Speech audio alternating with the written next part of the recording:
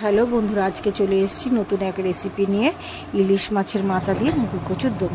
মুখি কচুটাকে খোসা ছাড়িয়ে নিলাম আর আলু ডুমো করে কেটে নিলাম। গ্যাস ধরিয়ে প্রেশারে একটা সিটি মেরে নিয়ে নিলাম আর ওই গ্যাসেই কড়াই বসালাম। আর এদিকে ইলিশ মাছের মাথাটাকে ভালো করে ধুয়ে নুন হলুদ মাখিয়ে মাছের মাথাটাকে ভেজে তুলে রাখলাম। কড়াই আরও একটু পরিমাণ তেল দিয়ে গোটা জিরে, শুকনো লঙ্কা আর একটু তেজপাতা ফোড়ন দিয়ে মুখি কচুগুলোকে দিয়ে দিলাম। একটু সঙ্গে দিলাম নুন আর হলুদ। নাড়াচাড়া করে নিয়েই দিলাম আদা বাটা, জিরে গুঁড়ো, ধনে গুঁড়ো, লঙ্কা গুঁড়ো আর অল্প পরিমাণ জল। নাড়াচাড়া করে যেই মশলাটা কষা হয়ে গেলেই পরিমাণ মতন জল দিয়ে দিলাম, দিয়ে ঢাকা দিয়ে দিলাম।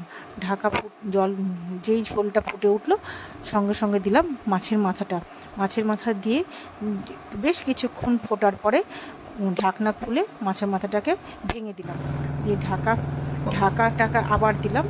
ঢাকা দেওয়ার পরে যেই ঝোল শুকিয়ে আসলো, ব্যাস রেডি। মুখি কচু দিয়ে মাছের মাথা দিয়ে ঝোল।